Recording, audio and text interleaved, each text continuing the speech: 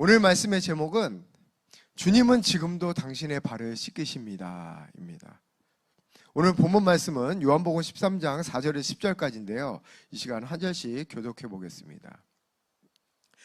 저녁 잡수시던 자리에서 일어나 겉옷을 벗고 수건을 가져다가 허리에 두르시고 이에 대야에 물을 떠서 제자들의 발을 씻기시고 그 두르신 수건으로 닦기를 시작하여 시몬 베드로에게 이르시니 베드로가 이르되 주여 주께서 내 발을 씻으시나이까? 예수께서 대답하여 이르시되 내가 하는 것을 네가 지금은 알지 못하나. 베드로가 이르되 내 발을 절대 씻지 못하시리이다. 예수께서 대답하시되 내가 너를 씻어주지 아니하면 네가 나와 상관이 없느니라. 시몬 베드로가 이르되 주여 내 발뿐 아니라 손과 머리도 씻어주옵소서. 우리 같이 읽겠습니다. 예수께서 이르시되 이미 목욕한 자는 발밖에 씻을 필요가 없느니라. 온몸이 깨끗하니라. 너희가 깨끗하나 다는 아니니라 하시니. 여러분, 오늘 본문 말씀은 다 잘 알고 계신 말씀이라고 생각합니다. 예수님이 제자들을 대상으로 세족식을 거행하신 말씀입니다. 예수께서 제자들의 발을 씻긴 이 세족식은 예수님의 공생의 가장 마지막 시기, 즉 십자가에 달리시기 바로 전날 밤 최후의 만찬 중에 이루어진 것입니다. 이때 예수님은 이미 자신이 십자가에서 죽으실 것을 알고 계셨어요. 그런 예수님이 자신이 죽기 직전에 가장 마지막 행보로서 제자들의 발을 씻겼다는 것은 그만큼 우리에게 중요한 메시지를 주고 있다고 생각합니다. 그렇다면 예수님은 자신의 마지막 순간에 행하신 이 세족식을 통하여 우리에게 무엇을 가르쳐 주시기를 원하셨을까? 오늘 본문을 통해서 예수님이 우리에게 주시는 말씀을 각자의 심중에 심게 되기를 축원합니다. 오늘 본문에서 보는 바와 같이 예수님은 마지막 만찬을 하시다가 갑자기 일어나셨어요. 그리고 대야에 물을 떠가지고 와서 수건을 허리에 두르시고 제자들의 발을 씻기시기 시작하셨습니다. 물론 모든 제자들이 당황했겠지만 그보다도 베드로가 과잉 반응을 했습니다. 우리가 예상하듯이 베드로는 예수님의 이 행동을 쉽게 받아들이지 않았어요. 6절 말씀을 다시 보면 베드로 이렇게 얘기합니다. 시몬 베드로에게 이르시니 베드로가 이르되 주여 주께서 내 발을 씻으시나이까? 이게 무슨 말입니까? 주님, 지금 주님께서 내 발을 씻는다고요?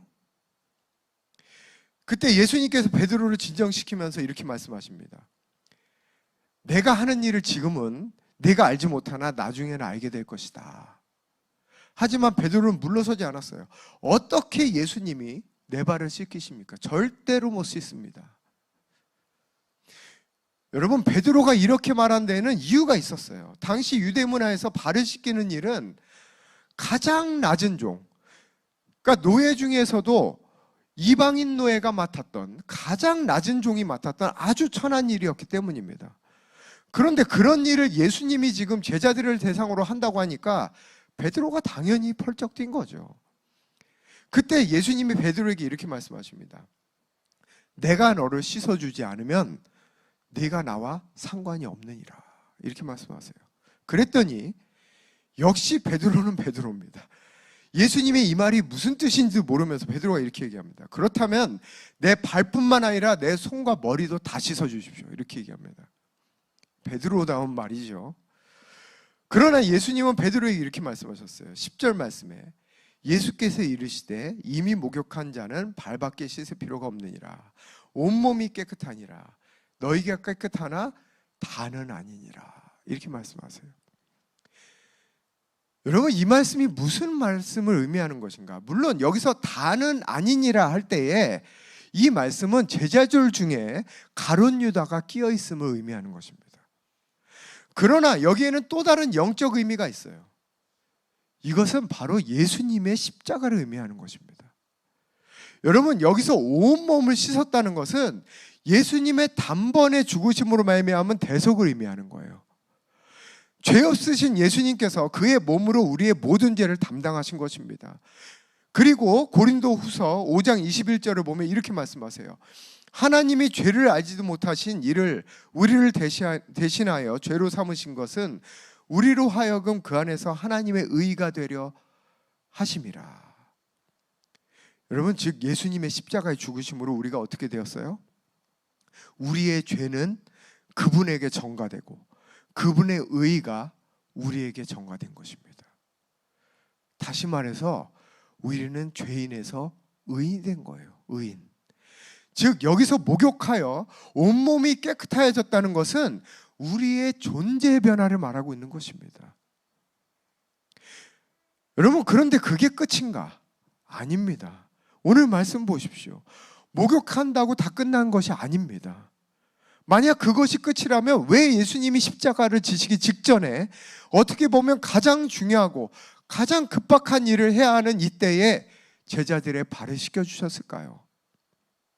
그 이유는 우리가 예수님의 십자가와 부활로 인하여서 하나님의 자녀가 되었지만, 즉 존재의 변화가 일어났지만 실제로 이 세상을 우리가 살아갈 때 우리는 또다시 죄를 짓고 또다시 부정적인 생각과 부정적인 감정에 시달릴 수밖에 없음을 예수님이 이미 알고 계셨다는 것입니다.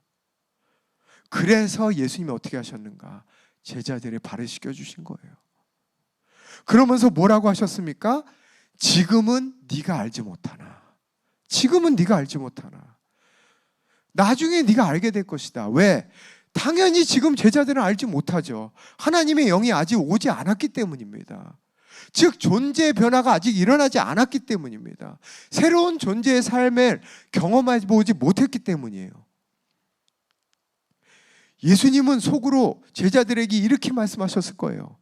너희가 십자가와 부활로 인해서 하나님의 자녀가 될 것이지만 그걸로 끝이 아니라 앞으로 이 땅을 계속 살아가면서 여전히 너의 삶 속에서 일어나는 부정적인 생각, 부정적인 감정, 죄책감, 삶의 문제들을 나에게 가지고 와야 한다. 그때 내가 내 발을 씻겨줄 것이다. 여러분, 그렇습니다. 우리는 죄를 지을 수 있는 의인이 된 것입니다. 이것을 믿습니까? 우리가 먼저 분명히 고백해야 될 사실은 이 세상을 살아가면서 우리의 발이 아무리 더러워진다 할지라도 우리는 또다시 목욕할 필요가 없는 존재가 되었다는 것입니다. 다시 말하면 우리가 이 세상을 살아가면서 행하는 모든 행위와 실수, 또 우리가 짓는 모든 죄가 우리의 존재에 어떠한 영향력도 줄 수 없다는 거예요. 우리의 존재를 바꿀 수 없다는 것입니다. 여러분, 다시 한번 이 시간 선포합니다. 우리는 죄를 지을 수 있는 의인이 된 것입니다. 우리의 정체성은 상황과 환경 또한 우리의 행위에 따라서 바뀌지 않습니다. 이것을 여러분 심중에 깊이 뿌리 내리시기를 축원합니다. 그러나 그럼에도 불구하고 예수님은 한 가지를 더 말씀하셨어요. 무엇을 말씀하셨는가? 우리가 이 세상을 살아가면서 직면하게 되는 죄로 인한 문제들, 예를 들어서 아직도 우리의 심중에서 올라오는 부정적인 생각, 부정적인 감정, 또한 상황에서 오는 문제들, 재정적인 문제, 관계적인 문제, 건강의 문제, 그것이 어떤 문제이든 간에 이 모든 문제들을 어떻게 하라고요? 예수님 앞에 가지고 오라. 가지고 오라. 그러면 내가 네 발을 씻길 것이다. 여러분, 근데 문제는 이겁니다. 우리의 반응이 베드로 같다는 거예요. 절대 내 발을 못 씻기십니다. 절대 못 씻기십니다. 이런 자세로 살아간다는 거예요. 왜? 왜 그럴까요? 오늘 말씀으로 비유하자면 예수님이 목욕을 시켜주신 것은 너무나 감사합니다. 인정할 수 있어요. 그런데 어떻게 내 발까지? 차마 못 드리겠습니다. 빈대도 낯짝이 있지. 빈대도 낯짝이 있지. 살면서 내가 하는 실수, 내 잘못은 내가 알아서 할게요. 여러분, 안 그럴 것 같죠? 이런 마음이 우리의 깊은 내면에 깔려 있는 거예요. 내가 알아서 하고 싶은 거예요. 그래서 우리가 스스로 붙잡고 있는 거예요. 스스로 죄 문제를 붙잡고 있고 스스로 자책하고 스스로 문제 해결에 목매고 드리지 못하는 겁니다. 여러분, 예수님은 우리의 깊은 내면 안에 그런 마음이 있다는 거 아세요? 그래서 우리에게 이렇게 말씀하신 겁니다. 내가 너의 발을 씻겨주지 않으면 너는 나와 상관이 없다. 즉 너의 약함, 너의 허물, 너의 삶의 문제를 나에게 가져오지 않으면 너는 나와 아무런 상관없는 삶을 살아가고 있는 거다. 여러분, 예수님의 사역은 아직 끝나지 않았습니다. 지금도 계속되고 있는 것입니다. 우리는 은연중에 예수님을 생각하면 이런 생각을 해요. 예수님은 2000년 전에 우리를 위해서 죽으셨고 부활하심으로 말미암아 이미 모든 사역은 끝났다. 아닙니다, 여러분. 예수님은 세족식을 통하여 자신의 사역이 아직도 끝나지 않았음을 말씀하고 계십니다. 예수님은 지금도 우리의 연약함을 받으셔서 하나님 앞에서 우리를 위해서 중보하고 계세요. 우리 로마서 8장 34절을 같이 한번 읽어보겠습니다. 시작. 누가 정죄하리요? 죽으실 뿐 아니라 다시 살아나신 이는 그리스도 예수시니 그는 하나님 우편에 계신 자여 우리를 위하여 간구하시는 자시니라. 또 히브리서에서도 이렇게 말씀하십니다. 7장 25절 같이 한번 읽어보겠습니다.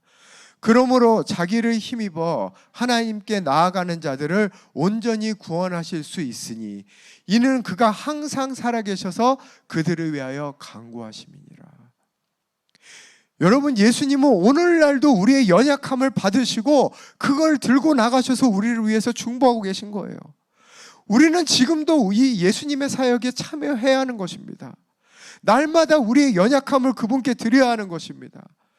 오직 그 삶을 사는 자만이 오늘날도 예수님과 상관이 있는 삶을 사는 거예요. 여러분, 구원은 패키지입니다. 예수님은 죄인이신 우리를 그 존재를 바꾸셨어요. 의인으로 만드셨습니다. 그러나 죄로 인해서 생겨난 모든 문제와 고통, 허물들, 그건 역시도 예수님이 다 받기를 원하시는 겁니다. 지금도 우리의 발을 씻기시려고 우리 앞에서 기다리시는 거예요. 그것이 오늘날 우리가 살아야 하는 예수님과 상관이 있는 삶입니다. 그럼 우리는 왜 예수님께 우리의 부끄러운 죄와 약함을 잘 드리지 못할까요? 그 이유는 첫 번째로 우리가 예수님께 너무 잘 보이려고 하기 때문이에요. 한마디로 하나님 앞에서 항상 떳떳한 자녀의 모습으로 나가고 싶기 때문입니다.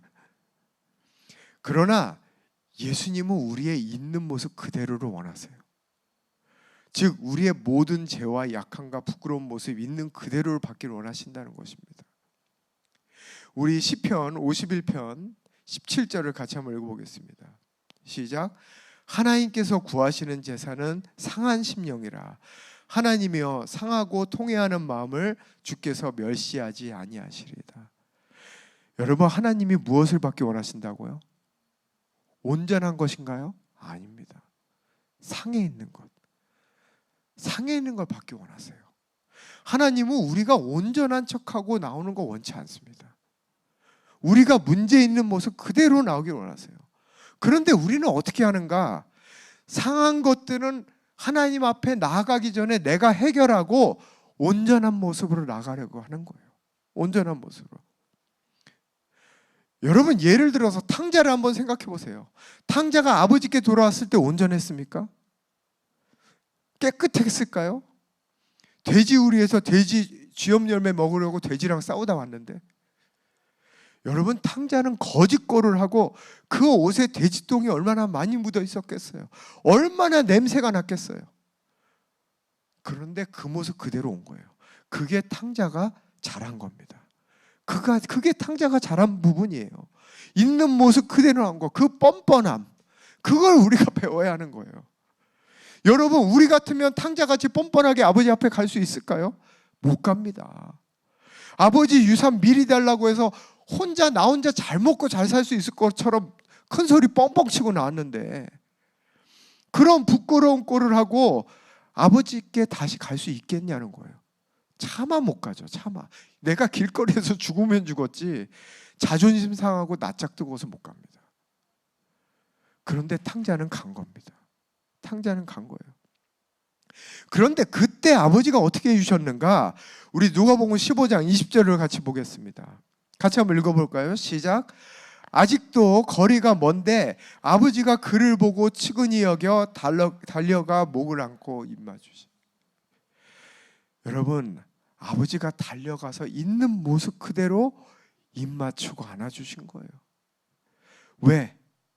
내 아들이니까, 내 아들이니까, 내 자녀니까. 여러분, 아버지 눈에는 지금 그 옷에 뭐가 묻었는지 안 보이는 겁니다. 그가 무슨 꼴을 하고 있는지 안 보이는 거예요. 아버지 눈에는 오직 그 존재만이 보이는 겁니다. 내 아들, 내 딸, 그 존재만이 보이는 겁니다. 자, 그 다음에 어떻게 하셨는가? 22절을 보면 아버지는 종들에게 이르되 제일 좋은 옷을 내어다가 입히고 손에 가락지를 끼우고 발에 신을 신기라. 여러분, 더러운 채로, 냄새나는 채로, 그 발에 먼지가 많은 묻은 채로 아버지께 갔더니, 예수님께 갔더니 아버지가 친히 더러운 것 다 벗겨주시고 새 옷, 새 신발, 새 가락지, 그거 다 아버지가 새로 바꿔주신 거예요. 즉 모든 더러운 것, 힘든 것, 문제들, 실수와 죄악들 아버지가 해결해 주신 겁니다. 여러분, 우리는 어떻게 합니까? 우리는 아버지가 가기 전에 그 더러운 거 혼자 처리하려고 얼마나 애써요. 얼마나 애씁니까? 온전한 모습으로 나가려고. 왜? 아버지의 사랑 모르기 때문이에요. 아버지의 사랑을 경험해 본 적이, 일평생 단 한 번도 그 사랑을 경험해 본 적이 없거든요. 여러분, 우리는 한 번도 이러한 용납함을 받아본 적이 없어요. 아무리 좋은 부모라 할지라도 이렇게까지는 해주지 못했던 거예요. 그 깊은 경험이 우리의 심중에 깔려있기 때문에 우리는 아버지 앞에 가능한 깨끗하고 좋은 모습으로 나가려고 하는 것입니다. 여러분, 그러나 그렇게 해서는 우리가 스스로 우리의 내면을 정리하고서는 아버지 앞에 나갈 수가 없어요. 진짜 아버지의 사랑을 의지하고 뻔뻔하게 있는 모습 그대로 나가야 하는 것입니다. 먼저 아버지께 가면 아버지가 씻어주세요. 그것을 믿으시기 바랍니다. 여러분, 세족식 한번 해보셨습니까? 저는 대학부 다닐 때 처음 해봤습니다. 남자는 남자끼리 하고 여자는 여자끼리 하는데 그래도 너무 부끄럽더라고요. 너무 부끄럽더라고요. 여러분 한번 해보신 분 한번 손들어 보실래요? 지금? 예, 그래도 한 3분의 2 이상은 해보셨네요. 아무리 친구끼리라도 막 나를 잘 섬긴답시고 막 발가락 사이에다가 막 손가락을 넣어가지고 막 박박 씻겨주는데 너무 그게 뭐라 그러지? 좀 수치스럽다 그래야 되나? 좀 창피한 거예요. 걔는 막 울고 있는 거야. 그런데 나는 너무 창피한 거야. 여러분, 친구끼리도 부끄러운데 예를 들어서 여러분이 정말 잘 보이고 싶은 사람, 여러분 그 중에 여러분이 진짜 잘 보이고 싶은 이성이 있다고 생각해 보세요. 아니면 여러분이 정말 존경하는 분, 그 사람에게 여러분 발을 쉽게 맡길 수 있을까요? 그 여러분의 그 더럽고 그 수치스러운 거를 여러분이 그 잘 보이고 싶은 이성이나 정말 존경하는 사람, 정말 잘 보이고 싶은 사람한테 맡길 수 있냐고요. 여러분, 이게 우리가 예수님 앞에 하는 모습입니다. 예수님이 우리의 마음에 녹화하고 계시는데 계속 우리는 예수님께 이렇게 얘기하는 거예요. 잠깐만 기다리시라고. 막 그냥 팬티가 널려 있고 막 집안이 엉망진창이고, 여러분 그거 아무리 치우려고 해도 못 치웁니다. 예수님이 들어오시면 예수님이 치워주세요. 여러분, 엄마 아빠라면, 진짜 친한 엄마 아빠라면, 무서운 엄마 아빠 말고, 그러면 어떻게 할까요? 그냥 열어줄 거 아니에요. 어이구 이놈의 자식아 한마디 듣고 엄마 아빠가 치워주시죠. 여러분, 예수님은 이미 우리의 모든 연약함을 알고 계십니다. 그거 다 알고 십자가를 지신 거예요. 그분은 지금도 있는 모습 그대로 우리를 받기를 원하세요. 그것을 인정하시길 바랍니다. 두 번째, 우리가 예수님께 있는 모습 그대로 나가지 못하는 이유는 우리가 대부분 반복적인 죄와 반복적인 실수를 하기 때문입니다. 여러분, 누구나 반복적인 죄를 짓습니다. 왜냐하면 누구나 약점이 있기 때문이에요. 관계에 약점이 있는 사람은 항상 관계에 문제가 일어나요. 이성에 문제가 있는 사람은 항상 이성 간에 문제가 생깁니다. 재정에 약점이 있는 사람은 항상 재정에 문제가 생겨요. 여러분, 각종 약점들이 어떻게 나타납니까? 중독들로 나타나잖아요. 성중독, 미디어 중독, 게임 중독, 스트레스 받으면 게임 막 하는 사람 있죠. 여러분, 이처럼 사람들은 같은 문제에 빠져서 그 반복을 하며 살아갑니다. 근데 그래서 하나님 앞에 못 나가는 거예요. 면목이 없어서. 왜냐하면 회개했거든요. 다시는 안 그러겠다고 선포하고 회개하고 그랬는데 또 같은 문제가 계속 반복되다 보니까 스스로 자괴감에 빠지고 하나님 앞에 못 나가는 겁니다. 여러분, 그러나 예수님 뭐라고 하셨는가? 마태복음 18장 21절 22절 같이 한번 읽어보겠습니다. 시작. 그때 베드로가 나와 이르되 주여, 형제가 내게 죄를 범하면 몇 번이나 용서해 주리이까? 1번 하루니까 예수께서 이르시되 7번뿐 아니라 70번씩 7번이라도 할지니라. 여러분, 이게 무슨 말이에요? 70번씩 7번 490번 용서하라는 말입니까? 490번 하지도 못하죠. 여러분, 이 말은 끝없이 하라는 말입니다. 왜? 예수님이 그렇게 하시기 때문이에요. 예수님이 그렇게 하시기 때문에. 여러분, 지난주에도 말씀드렸지만 이 끝없는 용납과 용서가 우리의 그 깊은 내면까지, 그 우리의 반복적인 죄를 질 수밖에 없는 그 견고한 진까지 덮지 않으면, 우리의 그 빨간 버튼까지, 그 약점까지, 그 우리의 약점까지 용납되고 사랑받는 것을 경험하지 못하면 우리는 그 죄에서 벗어날 수 없습니다. 여러분, 그런데 우리는 어떻게 하는가? 한 번, 두 번, 세 번, 네 번 반복하다 보면 그때부터 하나님 앞에 차마 나가지 못하고 자기 자신을 정죄하기 시작해요. 정죄감. 여러분, 정죄감이 뭐예요? 정죄감. 로마서 8장 1절에 분명히 말씀하세요. 그리스도 예수 안에 있는 자에게는 결코 정죄함이 없다 말씀하셨는데, 우리는 왜 정죄함을 갖는 겁니까? 정죄감이란 내가 나 스스로에게 벌을 내리는 겁니다. 벌을 내리는 거예요. 왜? 자기가 생각해도 너무 한심하기 때문에. 회개를 하는 것도 한두 번도 아닌데 또 같은 죄를 지고 같은 잘못을 하기 때문에, 그래서 스스로를 괴롭게 하는 게 뭔가? 그게 바로 정죄감입니다. 그리고 결심하죠. 오늘부터 성경 5장씩 읽겠습니다. 오늘부터 한 달간 미디어 금식하겠습니다. 오늘부터 방언기도 1시간씩 하겠습니다.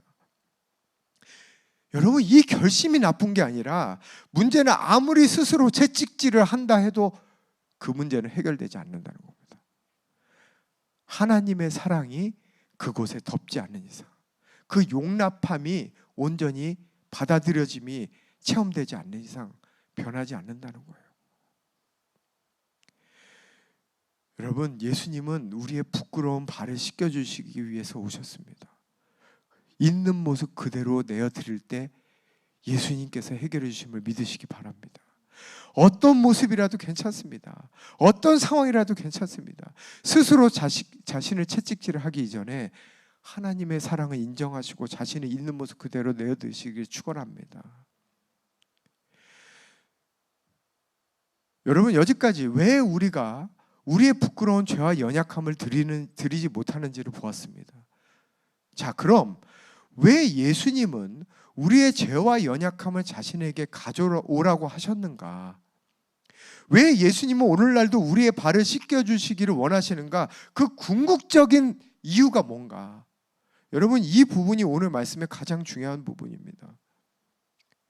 그 이유는, 예수님은 지금도 우리의 죄와 연약함을 받기를 원하시는 그 이유는 우리로 하여금 이 땅에서 하나님의 의의를 나타내는 하나님의 자녀로 살게 하시기 위해서입니다. 여러분, 예수님께 우리가 드린다는 건 무슨 뜻이에요? 더 이상 그게 내 것이 아니라는 말입니다. 내 것이 아니다. 즉 내 연약함과 내 죄는 더 이상 내가 책임져야 될 문제가 아니라는 것을 인정하는 거예요. 그렇다면 우리가 예수님께 드리는 이상 우리는 어떻게 해야 하는가? 이제는 더 이상 우리 것이 아니므로 잊어버려야 됩니다. 잊어버려야 돼요.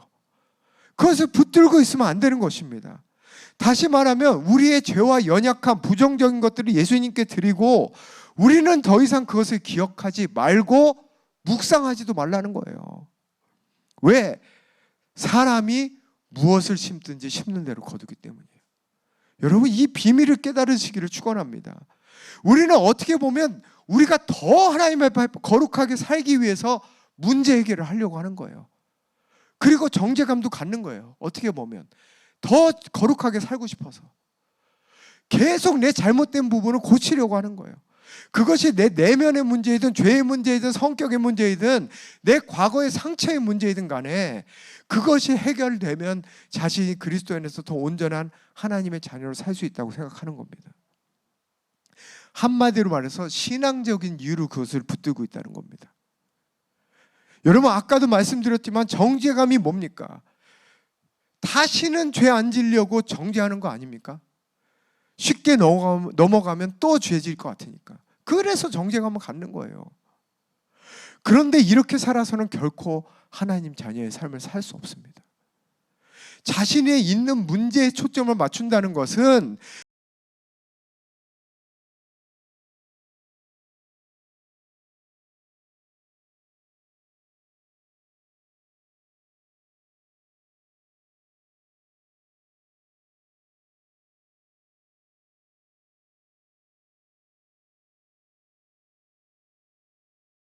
여러분, 예수님은 우리의 발을 씻겨주시는 거예요. 우리의 삶에서 그 삶에서 벗어나기 위해서 우리를 씻겨주시려고 오신 겁니다. 자신한테 우리의 더러운 발을 달라고 하시는 거예요. 그리고 너는 잊어버려라. 잊어버려라. 그러면 우리는 잊어버리고 우리는 이제 무엇을 해야 하는가? 우리는 더 이상 더러운 것을 씻는 것에 초점을 맞추지 말고 하나님 말씀대로 이루어진 실상을 우리 심중에 채워야 하는 거예요. 하나님의 의, 하나님의 기쁨을 누리는 나의 모습, 하나님의 평안, 하나님이 이루신 온전한 내 모습, 하나님의 행하신 일을 보며 감사하는 것, 이것들을 묵상하며 심어야 하는 것입니다. 여러분, 생각해 보십시오. 우리는 그동안 어떻게 살았습니까? 우리는 내 부족한 모습, 내 온전치 못한 모습, 자신 안에 있는 상처와 쓴뿌리 제거, 자신의 잘못된 것을 개선하려는 그 시간이 많았습니까? 아니면 하나님이 주신 것들을 누리고 감사하고 상상하고 하나님께 미리 영광 돌리는 그 시간이 많았습니까? 우리는 그렇게 못 살았던 겁니다. 그것도 신앙적인 이유로. 여러분, 이제는 바뀌어야 합니다. 새로운 삶을 살아야 합니다. 여러분, 예수님은 지금도 우리의 발밑에서 우리의 발을 씻겨주기 원하세요. 왜? 우리의 발에 묻어있는 그 더러운 것, 그거 더 이상 신경 쓰지 말고 너는 이미 목욕한 자로 살아가라고. 즉, 너는 이미 하나님의 온전한 하나님의 자녀야. 너의 현실에서 여전히 문제와 연약함이 있을지라도 그 현실이 너의 정체성을 바꾸지 못해. 너는 이미 십자가에서 법적으로 이루신 것을, 예수님께서 다 이루신 것을 네 심중에 심고 묵상하고 바라봐라. 여러분, 이것만이 유일하게 우리가 하나님 자녀를 살 수 있는 방법입니다. 여러분, 우리 치유 사역을 할 때도 마찬가지입니다. 기도 받으시는 분들이 오시면 먼저 물어봅니다. 어떻게 오셨어요? 이렇게 물어봅니다. 어디가 안 좋으세요? 그것을 물어보는 이유는 그 문제를 보면서, 기도하는 자가 그 문제를 보면서 치유해달라고 기도하기 위해서 물어보는 게 아닙니다. 그 문제에 하나님께서 이미 이루신 것을, 그 실상을 심고 선포하기 위해서 물어보는 거예요. 예를 들어서 위가 안 좋은 사람이 왔다면, 위험이 있는 사람이 왔다면 그 위험을, 그 안 좋은 위를 바라보면서 예수님이 이 위가 깨끗해지기 원합니다. 깨끗해지게 하여 주시옵소서 이렇게 기도하는 게 아니라 하나님 뜻대로 온전하게 된 걸 보기 위해서 물어보는 거예요. 깨끗한 위험이 없는, 소화가 잘 되고 아무 염증이 없는 깨끗한 것, 그것을 심고 그것을 선포하는 게 치유 사역입니다. 여러분, 이것은 단지 치유에만 관련된 것이 아니에요. 바로 하나님 자녀가 하나님의 뜻을 이루는 모든 삶의 영역에서 적용될 수 있는 것입니다. 여러분, 우리의 삶에 문제가 없다는 것이 아닙니다. 우리 자신에게도 또 우리 삶에도 항상 문제는 있어요. 그러나 그 문제에 매이지 말고 하나님께서 이미 이루신, 십자가에 이루신 실상을 바라보는 것입니다. 그것이 하나님의 자녀입니다. 자녀의 삶입니다. 그리고 그것을 위해서 예수님 앞에 가져오라는 거예요. 그리고 더 이상 기억하지 말라는 것입니다. 예수님께 드리라는 거예요. 네 거 아니라는 겁니다. 여러분, 새로운 삶, 새로운 관점을 가지고 새로운 삶을 살아갑시다. 문제, 죄, 연약함, 부정적인 것들 다 예수님께 드립시다. 그리고 우리는 하나님께서 이루신 것들 우리의 심중에 채우시기를 축원합니다. 새로운 삶을 살아가는, 하나님 자녀의 새로운 삶을 살아가는 우리 해보니 교회 모든 성도들 되시기를 예수 그리스도의 이름으로 축원합니다. 우리 이 시간에 다 같이 일어나셔서 우리 찬양하며 나가시겠습니다.